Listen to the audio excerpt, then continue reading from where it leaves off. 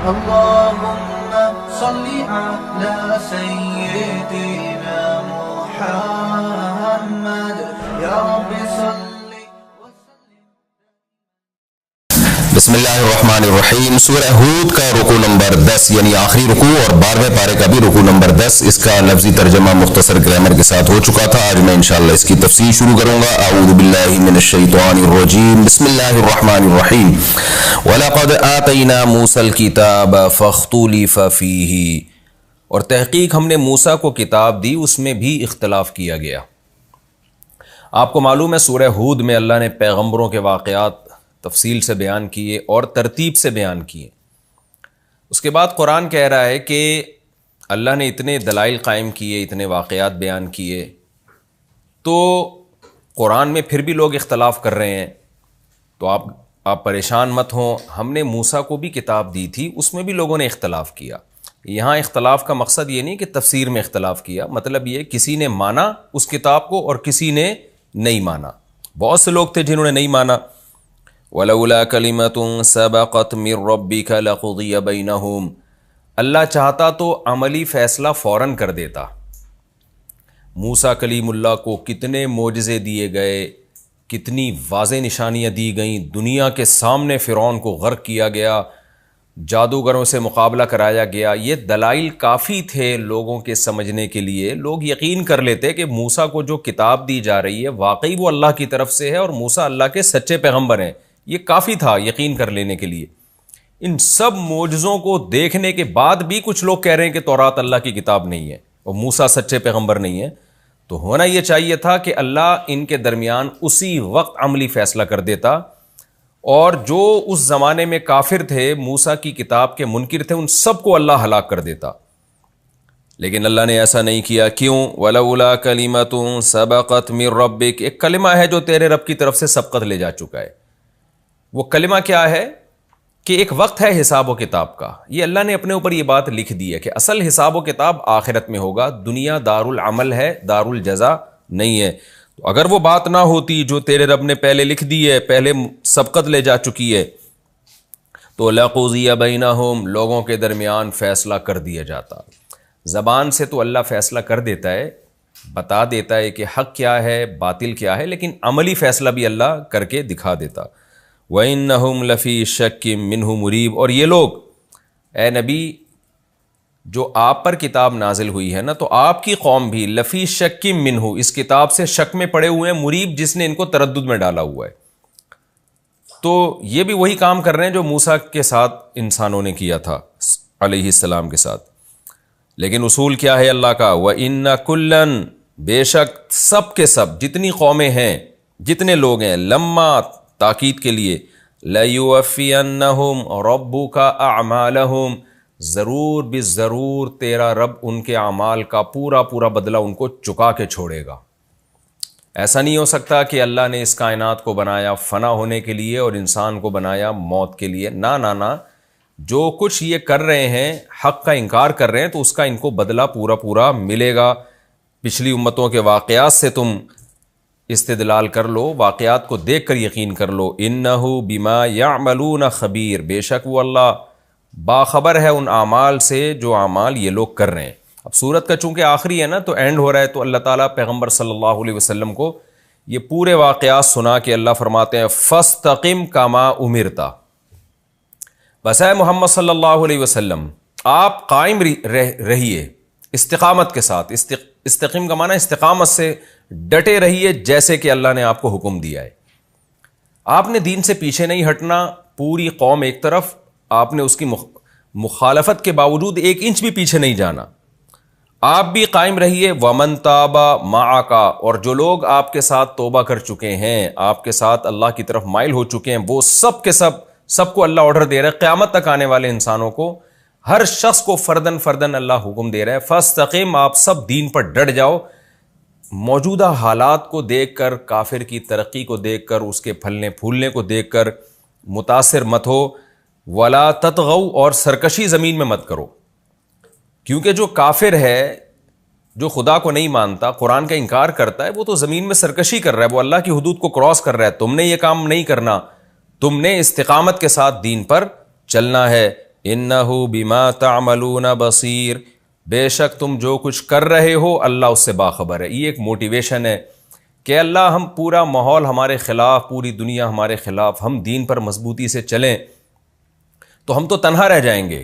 تو اللہ نے بتا دیا تم تنہا نہیں ہو، تمہارا رب جو کچھ تم کر رہے ہو اس سے باخبر ہے۔ جیسے کہ قوم عاد سے باخبر تھا، قوم سمود سے باخبر تھا، وہ قومیں سمجھ رہی تھی کہ ہمارا رب ہمیں نہیں دیکھ رہا، تو اللہ باخبر تھا اور اللہ نے کیسا انتقام لیا۔ وَلَا تَرْكَنُوا إِلَى الَّذِينَ ظَلَمُوا، اور مائل مت ہو ان لوگوں کی طرف جو ظالم ہیں۔ یہاں ظلم سے مراد یہ ظلم نہیں ہے جو لوگ ظلم کر رہے ہوتے ہیں، وہ بھی اس میں داخل ہے۔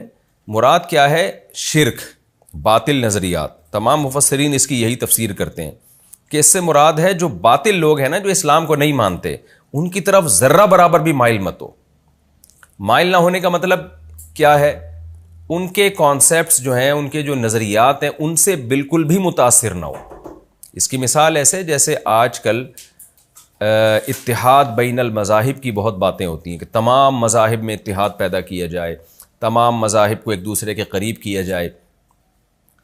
تو اگر اس دعوت کا مطلب یہ ہو کہ تمام مذاہب میں جو شدت اور نفرت کا ماحول ہے اسے ختم کیا جائے تو اس کے تو ہم بھی قائل ہیں۔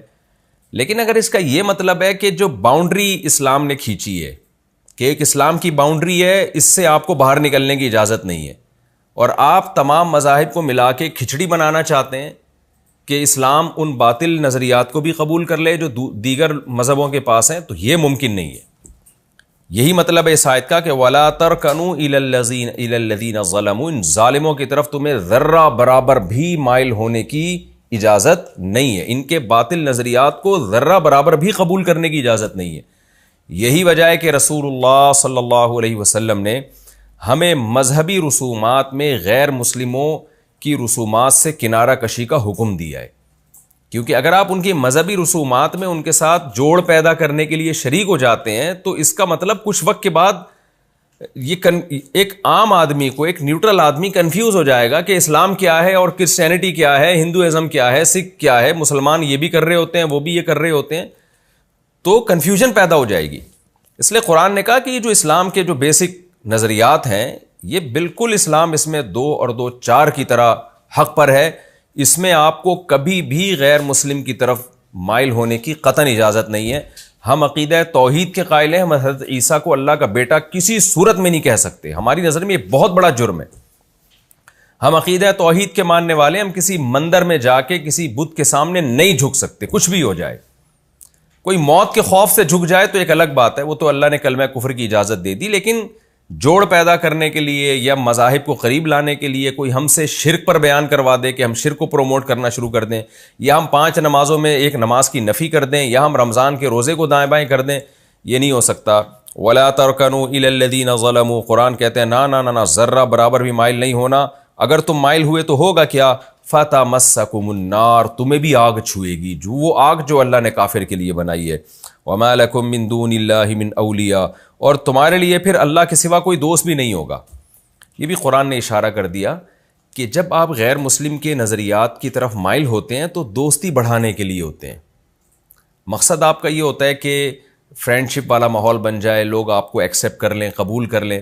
تو اس میں اللہ نے بتا دیا کہ دنیا تمہارا دوست تمہاری دوست بن جائے گی، لیکن اللہ تمہارا دوست نہیں بنے گا، اور قیامت کے دن پھر اللہ کے سوا کوئی ایسا دوست نہیں ہوگا جو تمہاری مدد کر سکے۔ تو سب سے پہلے اللہ ہے، مخلوق بعد میں ہے۔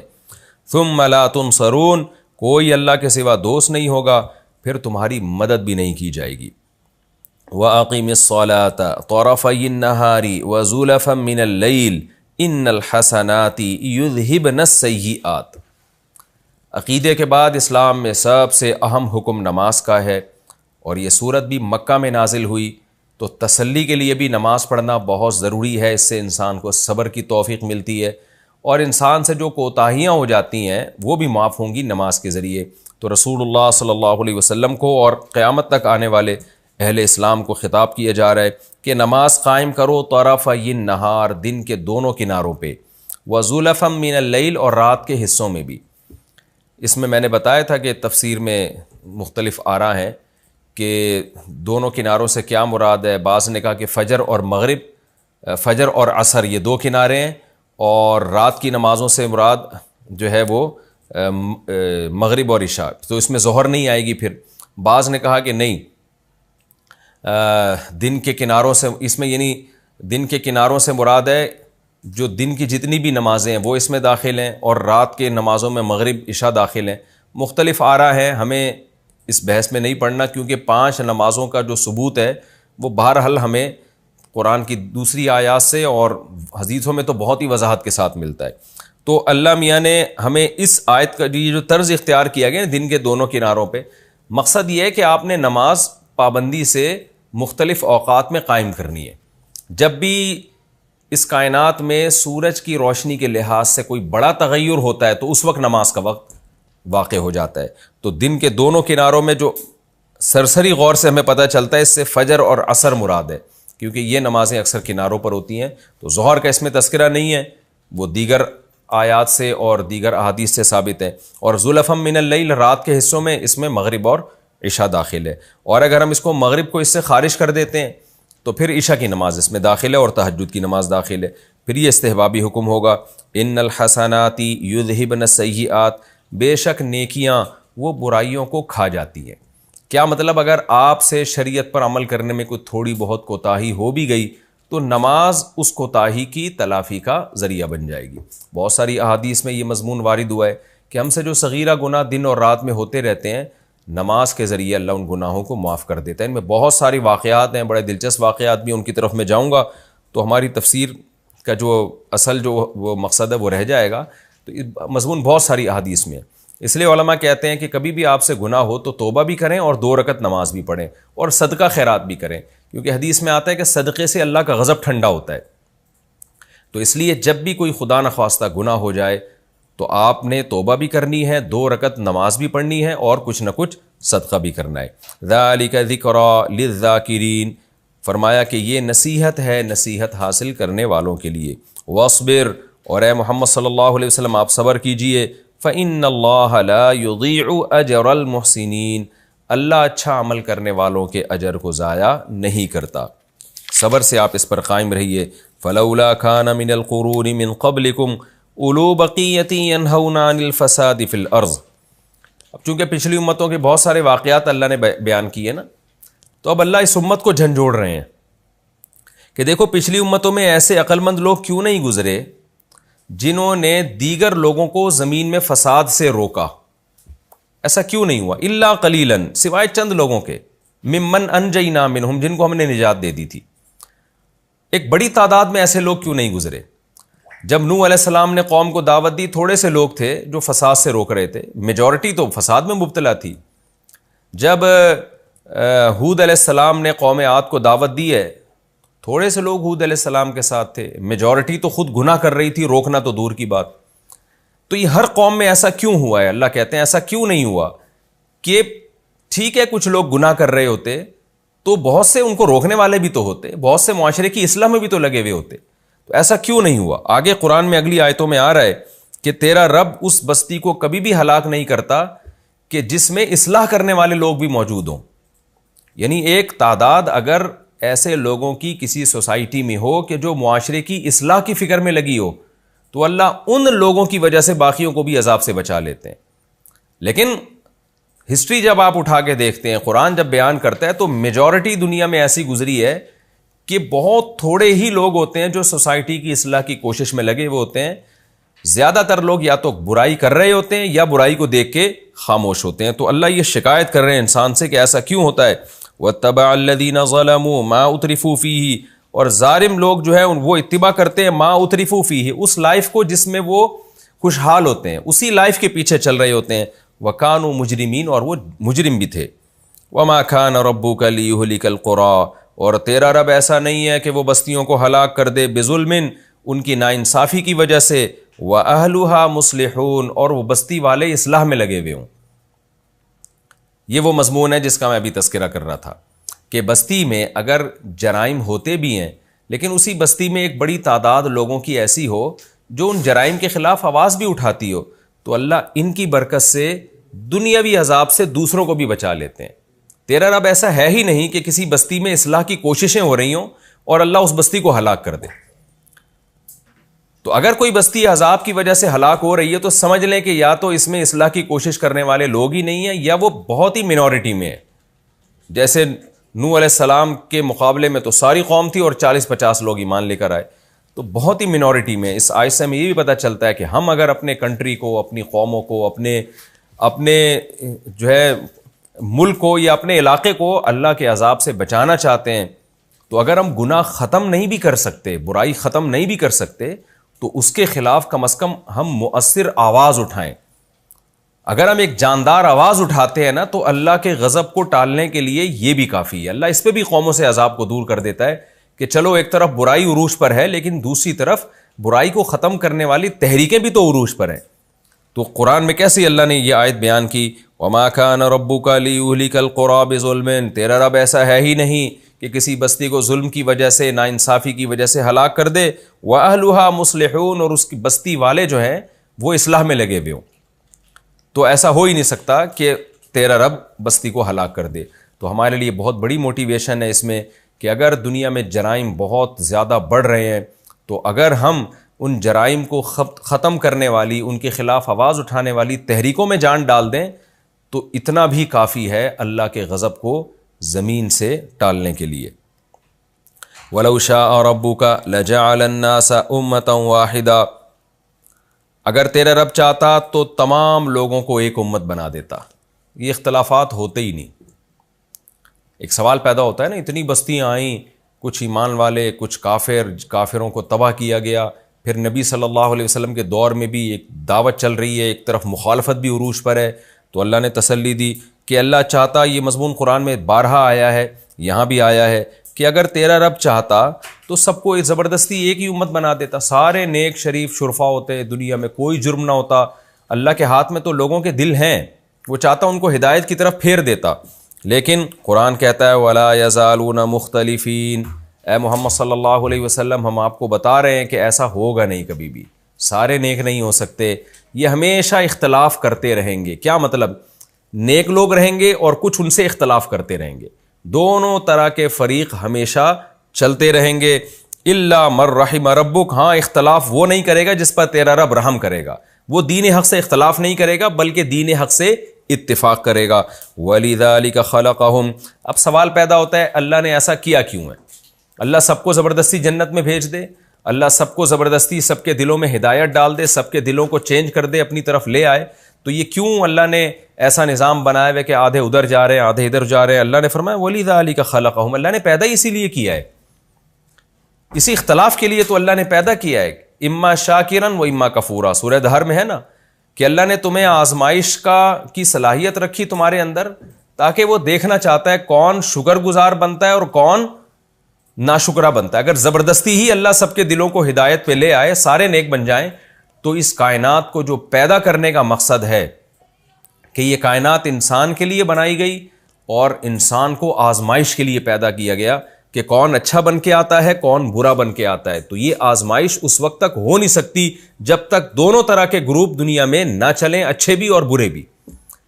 کیونکہ ایک عربی کا مشہور مقولہ ہے تعرف الاشیاء باضدادها, کسی بھی چیز کو نا اس کے اپوزٹ سے پہچانا جاتا ہے. اگر دنیا میں اندھیرے نہ ہوتے تو ہمارے لیے روشنی کی قدر ہمیں نہ ہوتی. ہم سمجھتے کائنات ہے ہی روشن, ہمیں کیا پتہ چلتا کہ روشنی کسے کہتے ہیں. اللہ نے اندھیرا بھی پیدا کیا تاکہ اندھیروں سے نکل کے جب روشنی میں آؤ تو تمہیں روشنی کی قدر ہو. اگر دنیا میں ساری دنیا کا ٹیمپریچر ایک ہی جیسا ہوتا, گرمی ہی ہوتی ہمیشہ, ہمیں کیا پتہ چلتا کہ ہیٹ کیا چیز ہوتی ہے, گرمی کیا چیز ہوتی ہے. تو اللہ نے سردیاں بھی پیدا کی ہیں, سردی کو دیکھ کے گرمی کا پتہ چلتا ہے, گرمی محسوس کر کے سردی کا پتہ چلتا ہے.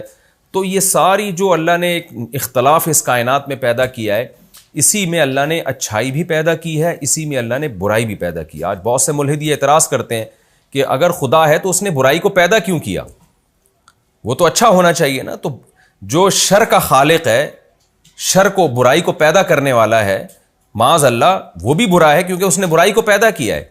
تو اس کا جواب یہی علماء کی طرف سے دیا جاتا ہے کہ برائی کو جو خدا نے پیدا کیا نا, ایک خاص حکمت سے پیدا کیا ہے. برائی برائے برائی کے لیے پیدا نہیں کیا. برائی کو خدا نے اس لیے پیدا کیا تاکہ دنیا میں جب برائی ہوگی تو اچھائی کی بھی ویلیو ہوگی. اگر اللہ برائی کو پیدا نہ کرتا تو اچھوں کی پھر ویلیو بھی نہ ہوتی, دنیا میں برائی کا امکان ہی نہ ہوتا. تو یہ اللہ تعالیٰ نے تسلی دی ہے رسول اللہ صلی اللہ علیہ وسلم کو بھی، اور جتنے لوگ دنیا میں نیک ہیں، پرہیزگار ہیں، ان کو بھی تسلی دی ہے کہ تم لوگوں کی برائی دیکھ کے اور یہ دیکھ کے کہ ہم تبلیغ کر رہے ہیں، دنیا سے برائی کو ختم کرنے کی کوشش کر رہے ہیں، مگر برائی ختم ہو نہیں رہی، تو اس سے ٹینشن میں نہ آیا کرو۔ اگر یہ دنیا میں بالکل ہی برائی کا جڑ سے ہی خاتمہ ہو جائے اور برے لوگ ہی دنیا میں ختم ہو جائیں تو اس کائنات کی جو پیدائش کا مقصد تھا وہ تو ختم ہو جائے گا۔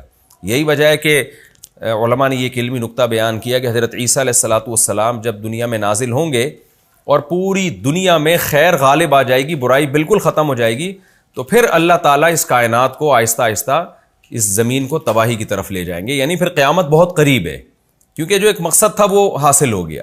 تو یہی ہے کہ حق اور باطل کا ہمیشہ سے مقابلہ رہے گا، اور وَلِذَٰلِكَ خَلَقَهُمْ، اسی مقابلے کے لیے اللہ نے پیدا کیا ہے، اسی وجہ سے اللہ سب کو ہدایت نہیں دیتا، اور یہ سلسلہ چلتا رہے گا۔ وَكُلًّا نَقُصُّ عَلَيْكَ، ہاں وَلِذَٰلِكَ خَلَقَهُمْ، اسی لیے اللہ نے پیدا کیا ہے، وَتَمَّتْ كَلِمَةُ رَبِّكَ، اور اے محمد یا اے مخاطب صلی اللہ علیہ وسلم، تیرے رب کا یہ جو کلمہ ہے یہ مکمل ہو کے رہے گا۔ وہ کلمہ کیا ہے؟ لَأَمْلَأَنَّ جَهَنَّمَ مِنَ الْجِنَّةِ وَالنَّاسِ أَجْمَعِينَ، میں جہنم کو جنات اور انسانوں سے، سب سے، یعنی جنات اور انسانوں دونوں قسم کے گروہوں سے بھر دوں گا میں۔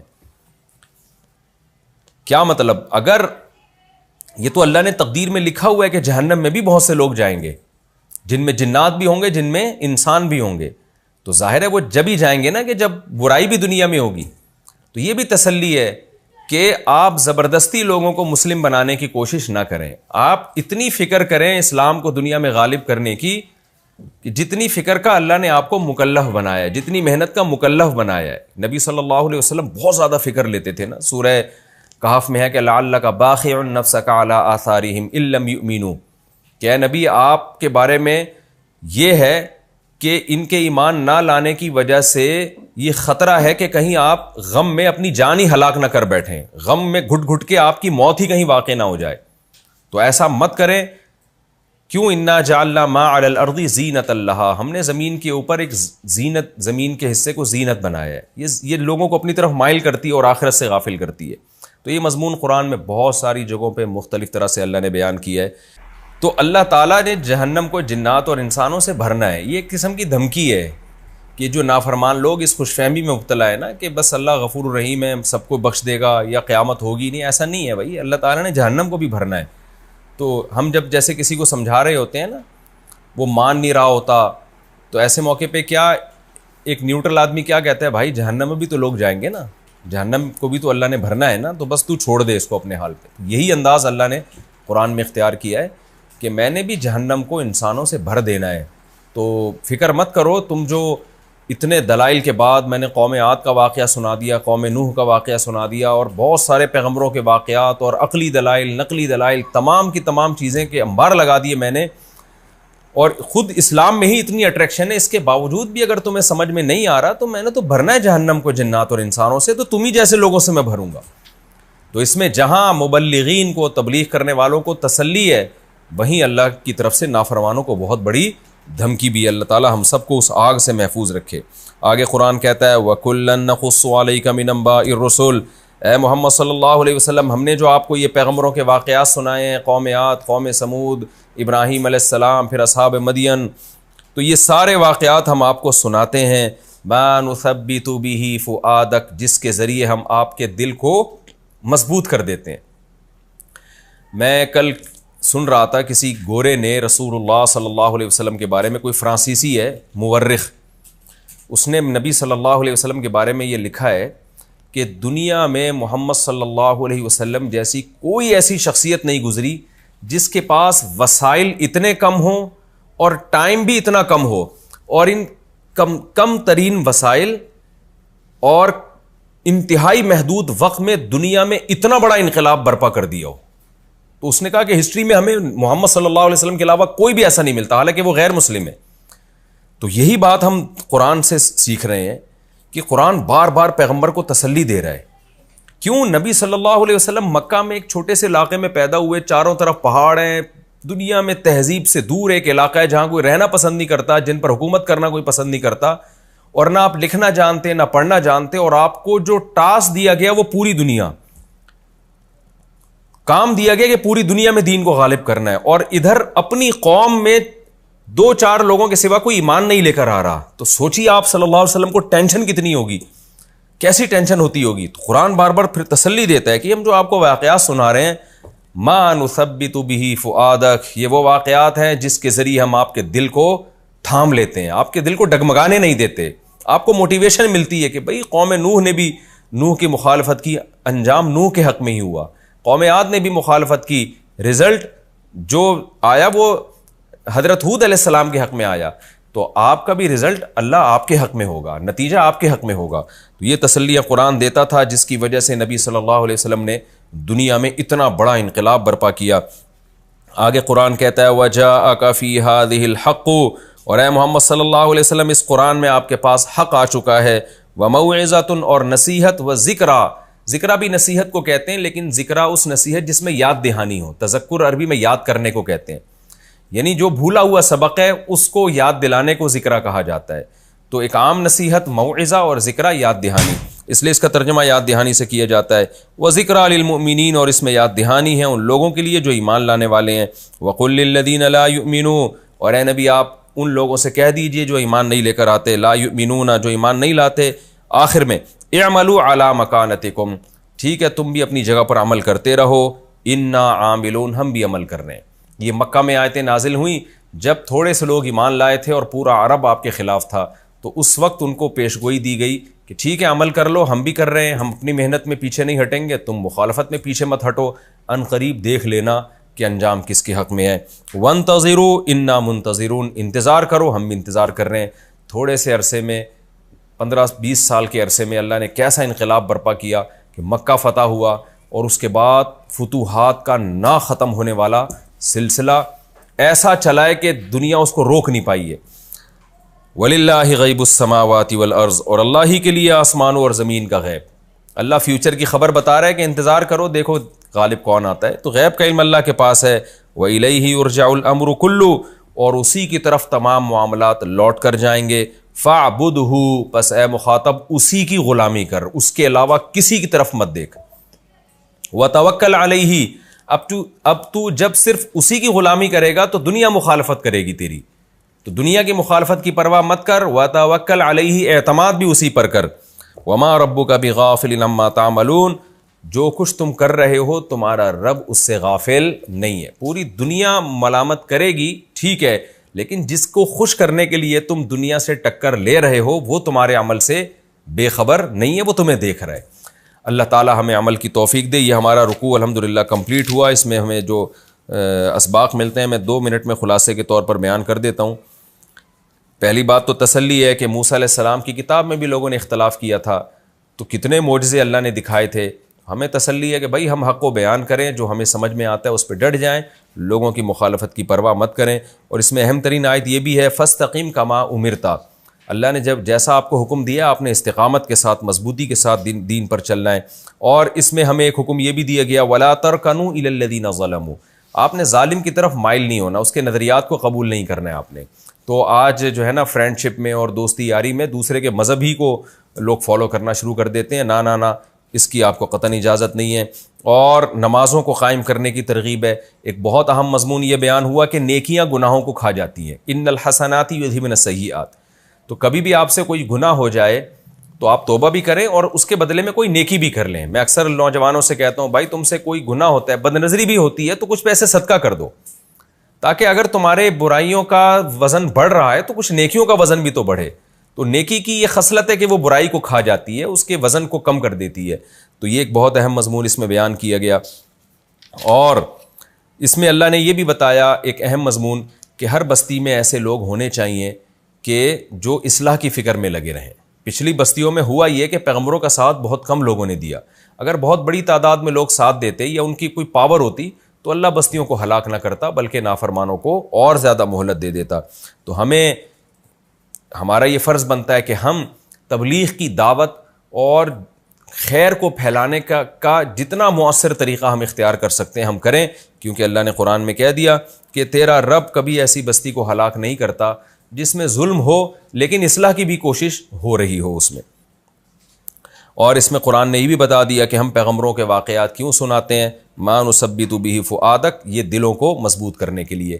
تو اس سے صرف نبی کا دل مضبوط نہیں ہوتا، جتنے بھی لوگ خیر کے کاموں میں لگے ہوئے ہیں ان سب کو ان واقعات سے بہترین موٹیویشن ملتی ہے اور وہ پھر حق پر ڈٹ جاتے ہیں۔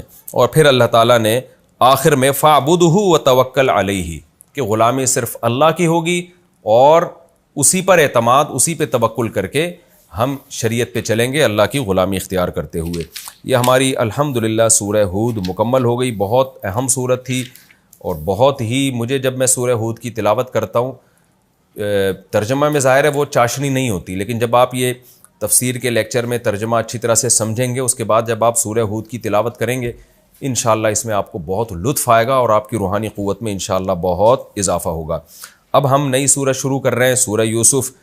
بہت دلچسپ سورت ہے، اس میں بڑے زبردست اہم مضامین ہیں، بہت علمی نکات ہیں، تو یہ سورت بھی آپ نے غور سے سننی ہے۔ میں بار بار آپ سے کہہ رہا ہوں کہ تفسیر کے لیکچر کو آپ قرآن سامنے رکھ کے سنا کریں، ٹرخائیں نہیں اس کو، اور قرآن بھی ایک ٹائپ کا ہونا چاہیے، 15 لائنوں والا ہو یا 16 لائنوں والا ہو، تو ہمیشہ پھر وہی استعمال کریں۔ ایسا نہیں ہے کہ ایک دن آپ 15 لائنوں والا قرآن لے کے بیٹھے، اگلے دن 16 لائنوں والا، اس سے آپ کو قرآن کا ترجمہ یاد نہیں ہوگا۔ انسان جب ایک ہی جیسے قرآن میں پڑھتا ہے نا تو پھر اس کے دماغ میں لاشعور میں بیٹھ جاتا ہے کہ یہ والا واقعہ یہاں سے شروع ہو رہا ہے، یہ آیت، یہ جو آیت ہے یہاں پر اس کا یہ مفہوم ہے۔ اگر آپ روزانہ قرآن چینج کرتے رہیں گے تو آپ کو یہ ترجمہ یاد نہیں ہوگا۔ تو ہمیشہ زندگی بھر تلاوت بھی ایک ہی قرآن سے کرنی چاہیے، جیسے بازار میں مل رہے ہوتے ہیں 15 لائنوں والا بھی، 16 والا بھی، 17 والا بھی۔ میں نے قرآن حفظ کیا تھا 15 لائنوں والے سے، اس لیے میں جب بھی تلاوت کرتا ہوں 15 لائن والے قرآن سے تلاوت کرتا ہوں، تو اس کا بڑا فائدہ ہوتا ہے۔ تو وہ سامنے رکھا کریں، یہ لیکچر آپ کو بہت فائدہ دیں گے اگر آپ کنٹینیو شروع سے سنتے آ رہے ہیں، تو آپ کو نماز میں قرآن پڑھنے میں، سننے میں مزہ آئے گا، ویسے تلاوت کرنے میں مزہ آئے گا، روحانی قوت میں انشاءاللہ اضافہ ہوگا۔ اب ہم شروع کرتے ہیں جی سورہ یوسف۔ اس کا پہلا رکوع حسب معمول اس کا مختصر لفظی ترجمہ ہوگا۔ یہ بہت آسان ہے، آگے انشاءاللہ قرآن آسان ہی ہوتا چلا جائے گا، آپ کو ترجمہ خود بخود آنا شروع ہو جائے گا۔ تو لفظی ترجمہ مختصر گرامر کے ساتھ، پھر انشاءاللہ ہم اس کی تفسیر کی طرف آتے ہیں۔ بسم اللہ الرحمن الرحیم، الف لام را، تلک آیات الکتاب المبین۔ یہ آیات ہیں ایسی کتاب کی جو مبین ہے، کھول کھول کے بیان کرنے والی کتاب ہے۔ انا انزلناہ، بے شک ہم نے اس کو نازل کیا ہے، قرآناً، قرآن بنا کے، عربیاً، عربی زبان میں، لعلکم تعقلون، تاکہ تم سمجھو۔ عربی میں اس لیے کہ اولین مخاطب عرب تھے، اگر کسی اور زبان میں نازل ہوتا، سوری میں تفسیر کی طرف آ گیا، پہلے ترجمہ کمپلیٹ کر دوں۔ نحن نقص علیک، ہم نقص پڑھ کے سناتے ہیں، علیک آپ پر، یعنی اے محمد صلی اللہ علیہ وسلم آپ کو ہم پڑھ کے سناتے ہیں، احسن القصص، واقعات میں سب سے اچھا واقعہ، قصص قصہ کی جمع ہے، تو واقعات میں سب سے اچھا واقعہ کس لحاظ سے اچھا ہے یہ ہم اس پہ بات کریں گے انشاءاللہ۔ بما اوحینا الیک، اس قرآن کے ذریعے جو ہم نے آپ پر وحی کیا ہے، اس قرآن کے ذریعے ہم آپ کو سناتے ہیں، ھذا القرآن، یعنی اس وحی کے ذریعے جو ہم نے آپ پر کی ہے وہ وحی کیا ہے، ھذا القرآن، یہ قرآن۔ تو ہم آپ کو بہترین واقعہ سناتے ہیں اس وحی کے ذریعے جو ہم آپ پر کر رہے ہیں، اور وہ وحی کیا ہے، یہ قرآن ہے، یعنی اس قرآن کا جز بنا کے ہم یہ واقعہ آپ کو سناتے ہیں۔ وَإِن كُنْتَ، میں نے آپ کو بتایا تھا ان جو ہے نا، ان اس کا معنی اگر بھی ہوتا ہے، اس کا معنی نہیں بھی ہوتا ہے، اور اس کا معنی تاکید انا کے معنی میں بھی آتا ہے۔ ان کے بعد جب بعد میں لام آ رہا ہو نا، لام، تو یہ تاکید کے لیے ہوتا ہے۔ اب آپ دیکھیں وَإِن كُنْتَ مِن قَبْلِهِ لَمِنَ الْغَافِلِينَ، لمن میں من کے اوپر لام ہے نا، تو اس سے پتہ چلتا ہے کہ یہ جو شروع میں ان ہے یہ انا کے معنی میں ہے۔ اور بے شک کنتا، آپ تھے، من قبل ہی، ہمارے سنانے سے پہلے، لمن الغافلین، غافلین میں، غفلت میں تھے، آپ کو نہیں پتا تھا کہ یوسف کا واقعہ کیا ہے۔ اذ قال، اس وقت کو یاد کرو جب کہا یوسف نے، لِأَبِيهِ، اپنے باپ سے، یا ابتی، اے میرے ابا۔ یہ جو یا کے بعد جب تی آتا ہے نا، ابا، اب کے بعد جب تی آتا ہے تو اس کا معنی ہوتا ہے پیارے ابا، یہ محبت کے لیے لفظ لگتا ہے، یا ابتی، اے میرے پیارے ابا، انی رأیت، بے شک میں نے دیکھا، احد عشر کوکبا، 11 ستارے، کوکب ستاروں کو کہتے ہیں، اور سیارہ کہتے ہیں جو چلتے ہوئے ستارے ہوتے ہیں نا، والشمس والقمر، اور سورج اور چاند کو میں نے دیکھا، رأیتہم، دوبارہ تکرار کیا، میں نے ان سب کو دیکھا، لی ساجدین، یہ سجدہ کر رہے ہیں، لی میرے لیے، قال یا بنیا، تو یوسف کے والد نے کہا یا بنیا، اے میرے پیارے بچے. یہ بنیا کا لفظ جو یا آتی ہے نا آخر میں، یہ بھی کئی بار میں ڈیفائن کر چکا ہوں، اس کو تصغیر کہتے ہیں. اصل میں تھا ابن، ابن کہتے ہیں بیٹے کو، اور یہ ابن بھی اصل میں تھا بن ون، بن ون، بن ون سے اس کو واو کو حذف کر کے شروع میں حمزہ لے آتے ہیں تو ابن پڑھا جاتا ہے. اصل لفظ ہے بن ون، بیٹے کو کہا جاتا ہے. تو بن ون کی تصغیر بنائی جاتی ہے بنئی ون. جب بھی کسی چیز کو چھوٹا سا یا پیارا سا کرنا ہونا تو عربی میں اس کو تصغیر بنائی جاتی ہے. جیسے حمید ان کی حمید، اور کریم ان کی کریم، تو صغیر ان کی صغیر، تو حمیر کی حمیر، اس طرح سے عربی میں نا بنائی جاتی ہے. تو ابن تو تھا نا، جب کسی کی بھی لفظ کی تصغیر بنائی جاتی ہے تو یہ دیکھا جاتا ہے اصل میں کیا تھا یہ. تو ابن چونکہ اصل میں بن ون تھا تو بن ون سے تصغیر بنتی ہے بنئی ون، پیارا بچہ. تو بنئی ون کو پڑھا جاتا ہے بنیون یا بنیو، یا بنیو، واو کو یا کر دیتے ہیں تو بنیون، اور جب اس پہ حرف ندا ہے تو یا بنیا، یعنی اے میرے پیارے بچے. لا تقصص، مت بیان کر تو، رؤیا کا، رؤیا یہ لفظ سمجھنے کی ضرورت ہے، کیونکہ آج بعض اسکالرز ایسے آ رہے ہیں جو انہوں نے رؤیا کے لفظ سے دھوکہ دے کے بھی بعض آیتوں کی غلط تفسیر کی ہے. رؤیا اصل میں نکلا ہے رؤیت سے. رؤیت کا معنی دیکھنا. رؤیت ہلال ہے نا، رؤیت ہلال کمیٹی. تو رؤیا یہ کہتے ہیں منظر کو، سین کو.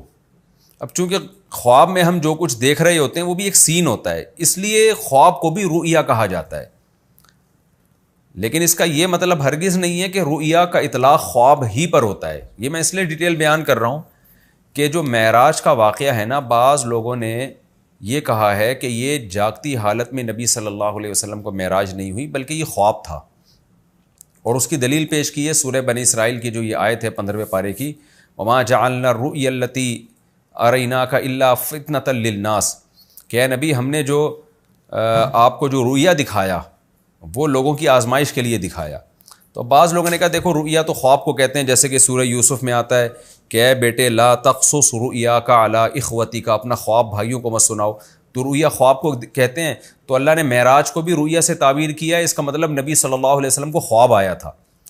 تو یہ غلط فہمی کیوں ہوئی؟ رؤیا کے لفظ کو نہ سمجھنے کی وجہ سے.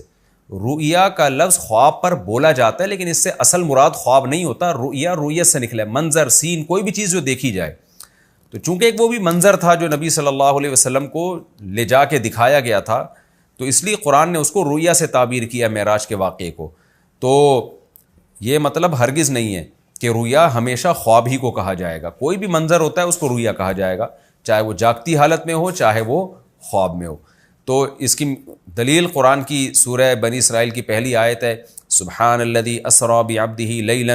اللہ کہتے ہیں پاک ہے وہ ذات جو اپنے بندے کو رات کے تھوڑے سے حصے میں لے گیا اور اس کو جہاں چاہا اللہ نے من المسجد الحرام الى المسجد الاقصی، مسجد حرام سے مسجد اقصی کی طرف لے گیا رات کے تھوڑے سے حصے میں. تو وہاں تو قرآن کہہ رہا ہے اللہ تعالیٰ لے کر گئے ہیں، ایسا نہیں ہو کہ خواب آیا ہو. اس پہ دلائل کیا ہے معراج کے وہ ایک الگ ہے، وہ جب ہم بنی اسرائیل پہ سورہ بنی اسرائیل میں جائیں گے تو انشاءاللہ وہاں میں ان دلائل کو بیان کروں گا. ابھی تو میرا مقصد صرف رؤیا کے لفظ کو سمجھانا ہے کہ چونکہ یہاں تو خواب تھا، انہوں نے کہا میں نے خواب میں دیکھا ہے، تو اس لیے یہاں رؤیا کی تفسیر خواب سے ہوگی کہ وہ منظر جو خواب میں دیکھا ہے. تو یوسف علیہ السلام کے والد نے کہا اے میرے پیارے بیٹے لا تقصص رؤیاک، اپنا یہ خواب جو آپ نے سین دیکھا ہے کہ 11 ستارے سردہ کر رہے ہیں، یہ مت بیان کریں علی اخوتک، اپنے بھائیوں پر، بھائیوں کو مت بتاؤ. یہ اخ بھائی کو کہتے ہیں، اس کی جمع عربی میں اخوہ آتی ہے. فیکیدو، اگر آپ نے بھائیوں کو بتایا تو کیا ہوگا؟ فیکیدو، کادا یکیدو، بری تدبیر کرنا. تو یہ بری تدبیر کریں گے، لکا آپ کے لیے کیدن، کوئی تدبیر، پھر یہ آپ کے خلاف ہو جائیں گے. ان الشیطان، کیونکہ بے شک شیطان، للانسانی، انسان کے لیے، عدو مبین، کھلا ہوا دشمن ہے. وکذالک، اور اس طرح سے، یجتبیک ربک، تیرا رب تجھے منتخب کرے گا. جس طرح اس نے تجھے خواب دکھایا ہے نا، اس طرح سے مجھے لگتا ہے کہ تیرا رب تجھے اب لوگوں میں سلیکٹ کرے گا، منتخب کرے گا، یعنی کسی بڑے کام کے لیے. وَيُعَلِّمُكَ، اور تجھے سکھائے گا، من تأویل الاحادیث، باتوں کی تعبیریں. اب یہاں بھی آپ دیکھیں نا، احادیث حدیث کی جمع ہے، حدیث بات کو کہتے ہیں، اس کی جمع احادیث. تو احادیث کی تعویلات سکھائے گا. تعویل یہ بار بار میں بتا چکا ہوں کہ ہمارے عرف میں تعویل کا مطلب کچھ اور ہوتا ہے، لیکن قرآن میں تعویل کا مفہوم کچھ اور ہے. ہم جب کہتے ہیں نا یہ آدمی تعویلات کر رہا ہے، تو مطلب ہوتا ہے کہ کلام کو اصل مطلب سے ہٹا کے کسی اور طرف لے کے جا رہا ہے. لیکن قرآن کی ٹرم جو ہے اس میں جب تعویل کا لفظ ہو تو اس کا مطلب تفسیر ہوتا ہے، کیونکہ اعلیٰ یعول اولن کا معنی ہوتا ہے انجام تک پہنچنا. تو اول یؤول تأویلاً، باب تفعیل میں جا کے انجام تک پہنچانا. تو کسی بات کو جب آپ ایکسپلین کرتے ہیں، ڈیٹیل بیان کرتے ہیں، تو اس بات کو آپ نے اس کے انجام تک پہنچا دیا ہوتا ہے. تو اس لیے تعویل اور تفسیر کا قرآن کی ٹرم میں، قرآن کے میں جب یہ لفظ استعمال ہوتے ہیں تو ان کا ایک ہی مفہوم ہوتا ہے. اس کو ہم اردو والا تعویل، یا جو فقہا کی اصطلاح ہے بعد میں تعویل، فقہا کی بھی ایک ٹرم ہے تعویل. اس سے کیا مراد ہوتا ہے کہ ایک لفظ میں جب کئی سارے احتمالات ہیں تو آپ کسی ایک احتمال کو متعین کر دیتے ہیں، تو اس کو ہم کہتے ہیں تعویل. یعنی ایک لفظ کا ایک ظاہری مطلب ہے جس کی طرف فوراً ذہن جاتا ہے، تو ظاہری مطلب سے ہٹا کر دوسرے مطلب کی طرف لے جانا، اس عمل کو فقہ کی اصطلاح میں تعویل کہا جاتا ہے. لیکن قرآن کی ٹرم میں، قرآن کی اصطلاح میں تعویل اور تفسیر ایک ہی چیز کے دو نام ہیں. تو قرآن کہہ رہا ہے وَيُعَلِّمُكَ مِن تَأْوِيلِ الْأَحَادِيثِ. یوسف علیہ السلام کے والد نے کہا کہ اللہ آپ کو سکھائے گا باتوں کی تعویلات، یعنی باتوں کی تشریح. یہاں بھی باتوں سے مراد ہے خواب. وجہ کیا ہے؟ بات پیچھے خواب کی چل رہی ہے، اور الف لام خاص قسم کی باتیں، الاحادیث. تو یہاں الاحادیث سے مراد ہے خواب، یعنی خواب میں جو باتیں لوگ کرتے ہیں یا ایک دوسرے کو کر رہے ہوتے ہیں، یا کوئی آپ سے بات کرتا ہے، تو یہ جو وہ مخصوص قسم کی جو باتیں ہیں جن کو ہم خواب کہتے ہیں، ان کی تعبیرات اللہ آپ کو سکھائے گا. ان کی تفسیر بیان کرنا، تعبیر کرنا، یہ علم اللہ آپ کو دے گا. وَيُتِمُّ نِعْمَتَهُ عَلَيْكَ، اور آپ پر اپنی نعمت کو تمام کرے گا، مکمل کر دے گا اپنی نعمت کو. وَعَلَىٰ آلِ یعقوب، اور یعقوب کی آل پر بھی اللہ نعمت کو مکمل کرے گا. کما، جیسے کہ اس نے اتمہا، اس نعمت کو مکمل کیا، علی ابویک، آپ کے دونوں باپوں پر. دونوں باپ سے مراد ہے ایک باپ اور ایک دادا. تو دادا کو بھی عربی میں باپ کہا جاتا ہے، یعنی کہا جا سکتا ہے، اردو میں بھی کہہ دیتے ہیں لوگ مجازن. تو ابویین تھا اصل میں. من قبل، جو پہلے گزر چکے ہیں. وہ کون سے دو ہیں؟ ابراہیم و اسحاق، ایک ابراہیم اور ایک ان کے بیٹے اسحاق، یعنی جو یعقوب علیہ السلام کے والد تھے. ان ربک، بے شک تیرا رب، علیم، جاننے والا، حکیم، اور خوب حکمت والا ہے. یہ سورہ یوسف کا پہلا رکوع الحمدللہ ہم نے شروع کر دیا، اور 12ویں پارے کا 11واں رکوع. اس کا لفظی ترجمہ ہو چکا مختصر گرامر کے ساتھ. انشاءاللہ اگلے ایپیسوڈ میں ہم سورہ یوسف کی تفسیر شروع کریں گے. اللہ تعالی ہمیں سمجھنے کی اور عمل کی توفیق عطا فرمائے. وما علینا الا البلاغ.